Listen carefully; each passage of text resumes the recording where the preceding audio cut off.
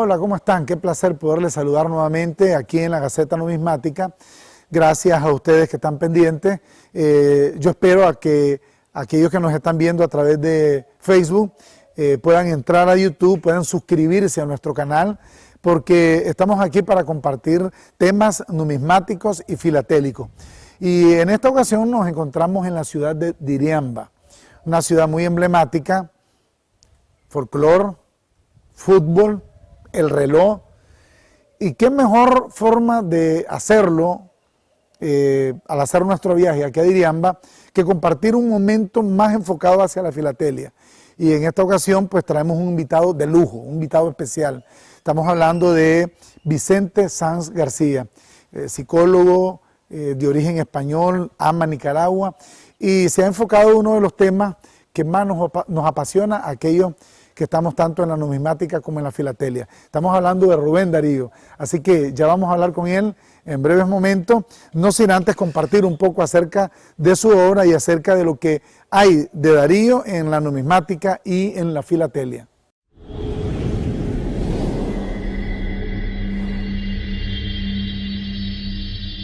Suscríbete a nuestro canal en YouTube. Estamos en esta ocasión con un invitado de lujo. Él es muy reconocido en la comunidad numismática y filatélica de Nicaragua. Quienes nos dedicamos a este oficio le tenemos mucho respeto. En mi caso yo no había tenido la oportunidad todavía de que interactuáramos, pero quiero darle la bienvenida a la Gaceta Numismática. Nuestro invitado es Vicente Sanz. Español, ciudadano español. ¿Cómo llega a Nicaragua?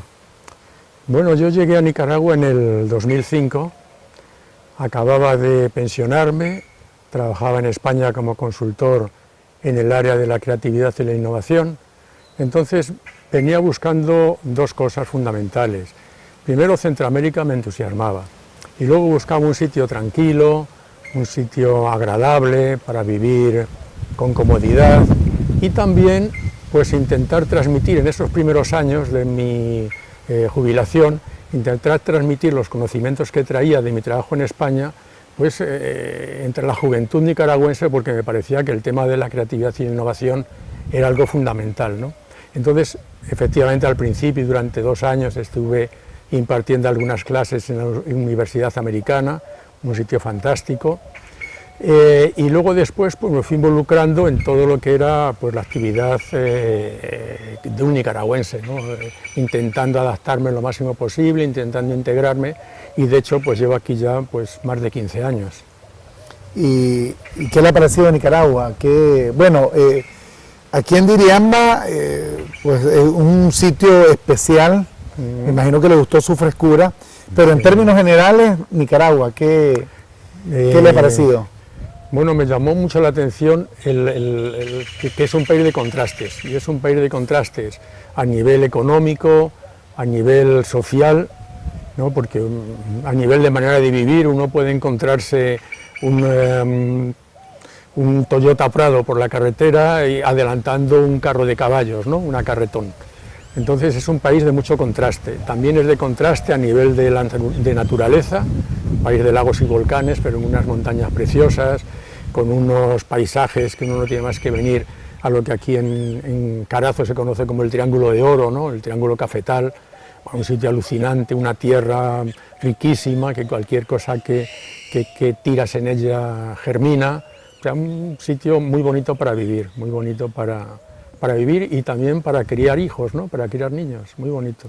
Bueno, nos complace mucho porque nosotros amamos nuestra tierra y obviamente encontrarse con un extranjero que se siente cómodo, pues no deja de ser satisfactorio. ¿Cómo entra a la filatelia antes de que hablemos del tema central que nos corresponde en este programa. ¿Cómo entra la filatelia? Bueno, yo la filatelia empecé cuando tenía 15 años. Mis hermanos, que eran bastante mayores que yo, trabajaban fuera del país, fuera de España, en Alemania, en Francia, en Suiza, y entonces mandaban cartas y a mí aquellas estampillas que venían en los sobres me fascinaban, ¿no? Esos coloridos, lo que transmitían, el idioma tan diferente, y empecé a coleccionarlas, a arrancarlas de los sobres y a irlas coleccionando, y ahí empieza uno poco a poco a meterse en el tema y ya busca cómo completarlas, cómo adquirir más conocimientos, y se va metiendo. Luego durante un tiempo, durante un tiempo largo, unos años lo tuve abandonado, pero ahí estaban, ¿no? Mi afición es algo que es una semilla que cala ahí dentro y ahí se queda. Y luego cuando llegué a Nicaragua, pues porque conocí también algunos filatélicos, por aquella necesidad y aquel afán de integrarse más en la comunidad, en el país, pues empecé también a interesarme por la filatelia de Nicaragua. Vi que era una filatelia muy completa, que era un país que tiene unos sellos fascinantes, muy bonitos, unas colecciones preciosas, que además reflejan mucho la cultura y la historia del país y los productos, y ahí me fui metiendo poco a poco en el tema. Vicente Sanz es escritor, él ha escrito varios libros, pero hay uno en particular con el cual nos identificamos, quienes nos dedicamos a la filatelia, y es el que tiene que ver con todos los sellos postales que se han emitido con el rostro del poeta. Incluso utilizaron las mismas imágenes que ordinariamente ocupábamos de Darío aquí en Nicaragua, como por ejemplo los sellos de Chile, a mí me resultan muy lindos. Muy bonitos, sí. Entonces usted hizo un trabajo, un libro, que en este momento se los vamos a compartir en pantalla.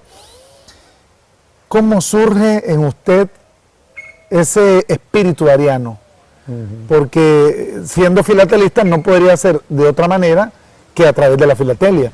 Pero obviamente ha desarrollado mucho más el tema de Darío que el mero enfoque filatélico. ¿Cómo llega Darío como tema a su colección y en este caso a su trabajo bibliográfico? Bueno, Darío entró en mi vida casi al mismo tiempo que la filatelia, ¿eh? O sea, yo a los 12 años recuerdo que me regalaron un familiar el libro de las 1000 mejores poesías de la lengua española, y yo quedé fascinado cuando leí la sonatina, ¿no? Aquí me pareció un poema fascinante, ¿no? Pura sonoridad, cómo encajaba las palabras, de manera que las palabras sonaban como música. Yo no entendía muy bien el significado del poema, me quedé pues con lo que contaba, ¿no? Con la princesa está triste, pero aquello me fascinó, ¿no? El Rubén Darío. Luego, cuando ya estaba estudiando el curso de acceso a la universidad, pues también tuve un catedrático que era un fanático de Rubén Darío, y entonces hablaba constantemente de él, del modernismo, venga con ejemplos, y en el examen final, pues obviamente nos cayó un comentario de texto sobre la marcha triunfal, ¿no? Entonces ese fue ya mi involucramiento más fuerte. Luego, casualmente, estuve viviendo allá por los 25 años en Palma de Mallorca, la isla donde residió Darío en el año 1907, y casualmente también vivía en la misma calle que vivió él, en una casa a 20 metros de la casa que él tenía alquilada, que por cierto ya la derrumbaron, ¿no? la tiraron abajo la casa, pero vivía allí y tenía las mismas vistas que él veía por la mañana cuando se asomaba a la terraza y veía la bahía de Palma, los barcos entrando a la bahía, el paseo marítimo, la catedral al fondo, o sea, lo que él cuenta, o sea, podéis hacerte una idea de que él inspiró el poema Vesper, ¿no? Uno de sus mejores poemas de esa época, o la epístola a la señora de Lugones, ¿no? Un poema basado también en su vida común dentro de la isla de Mallorca, ¿no? Entonces, ahí yo ya estaba de alguna manera encaminado, y luego ya vine a Nicaragua, y en Nicaragua pues Darío está presente en todas partes, está en los parques, está en las calles, está en los monumentos, está en el aeropuerto, cuando uno llega al aeropuerto de Managua, ¿no? Claro. Entonces, quiero decir, Darío está presente en todas partes, y en la filatelia entré porque yo veía cuando iba haciendo las colecciones de los sellos de Nicaragua, veía que Darío estaba muy presente, las ediciones de sus obras, los centenarios, se celebraban con sellos, y buscando me di cuenta que también había otros países que habían homenajeado a Rubén Darío en sus centenarios, ¿no? Países como España, como Brasil, como México, como Venezuela, y empecé a coleccionarlos. Empecé a hacer la colección de los sellos de Darío en todo el mundo.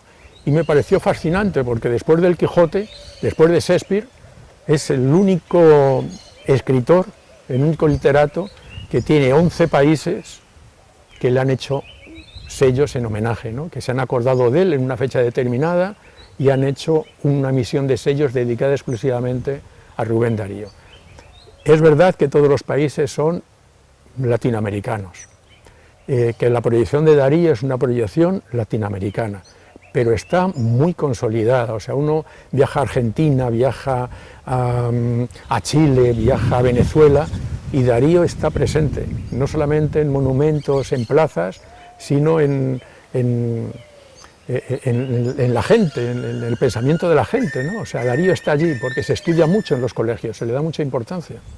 No, es un hecho que el énfasis de la universalidad de Darío es manifiesta, ¿no? Sí. Y no solo porque en Latinoamérica se haya, digamos, homenajeado a Darío en 1967, de su primer centenario de nacimiento, sino porque también España ha hecho eco de eso, y encontrar precisamente por eso a un español enamorado de Darío, pues uno como nicaragüense no piensa más en sentirse orgulloso, porque Darío trasciende fronteras. Sí. Y el español, que es nuestro idioma, se podrá decir cualquier cosa, un idioma impuesto, cualquier tema de discusión puede surgir en cuanto a eso, pero lo cierto es que Darío une. Sí. Darío hace una fusión de su poesía en el español que por lo menos yo digo que es única, y muchos especialistas lo dicen. Pero más allá de la filatelia, entonces también has escrito sobre la vida de Darío. Bueno, sí, empecé a coleccionar cosas que tenían libros de Darío, primeras ediciones, empecé a coleccionar, a comprar en los anticuarios las cosas que encontraba de Darío, y al leerlas descubría cosas pues fascinantes, interesantísimas, como que había escrito un poema titulado Elegía Pagana en 1898, que había estado inédito, ni siquiera él se había acordado de él en las muchas recopilaciones que hizo, a pesar de ser bellísimo, ni siquiera él se había acordado de él, y estuvo inédito hasta 1923, un poema muy simbólico, con una simbología tremenda, que además tiene una historia muy particular, y es que él se lo dedica a una muchacha que conoce en un baile en Buenos Aires, en 1897, la conoce en el baile, ella le pide el libro de prosas profanas, que se lo regale, porque era un libro que acaba de publicar y era muy famoso. Tengamos en cuenta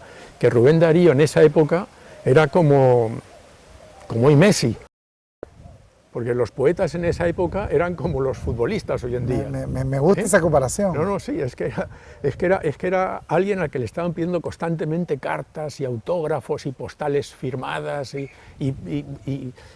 pequeñas poesías firmadas, constantemente recibía cartas y peticiones pidiéndole esto, ¿no? Entonces, en esa época la muchacha le pidió, por favor, regáleme el libro de prosas profanas. Y él dice, con mucho gusto, pero me tiene que dar uno de sus guantes, un guante de suede amarillo, de estos de piel, ¿no? Dorado, de estos que cubrían hasta el codo, y la muchacha efectivamente se lo regala, y al cabo de 5 días en su casa se recibe un paquete con el libro de prosas profanas firmado por Rubén Darío y dedicado, y encuadernado en la piel del guante de cuero.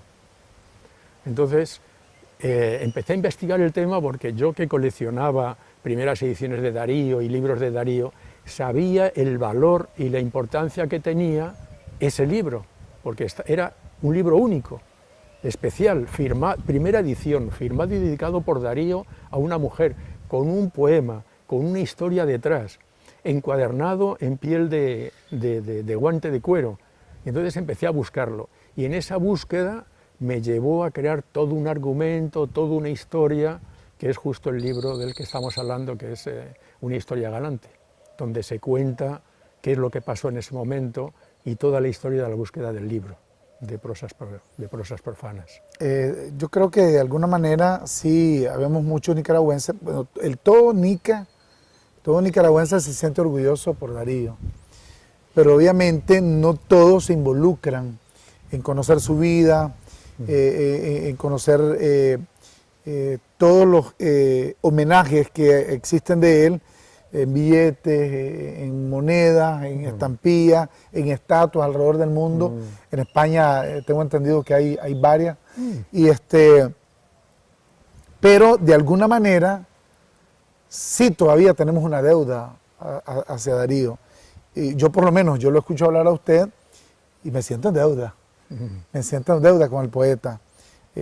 Últimamente, en las últimas generaciones, perdonen que redunde, pues ha habido menos énfasis en conocer a Darío, pero me llena de mucho gozo, por lo menos a mí, poder encontrarme contigo, Vicente, y saber el aprecio que le tenés a la poesía de Darío, a la figura de Darío y lo que él representa. ¿Cuál es el sello? Yo creo que aquí probablemente vayamos a coincidir. ¿Cuál es el sello que te parece el más elocuente en términos artísticos acerca de Darío? La verdad es que es difícil, porque incluso el sello que nos pueda parecer más simple o más sencillo tiene su historia. Es que el tema de los sellos y de Darío es que detrás de cada cosa hay una historia, como el que contábamos de la elegía pagana. Detrás de cada sello hay una historia. El sello de México tiene también una historia preciosa, por mucho que no nos guste ese retrato de Darío, que es muy a la suya, ¿no? Pero es que es el sello, el cuadro es de Ramos Martínez, Alfredo Ramos Martínez, uno de los mejores pintores mexicanos del comienzo del siglo XX, pintor del modernismo, pintor que fue padre artístico de los muralistas mexicanos, ¿no? De Sequeiro, de todos ellos. Y es un cuadro magnífico.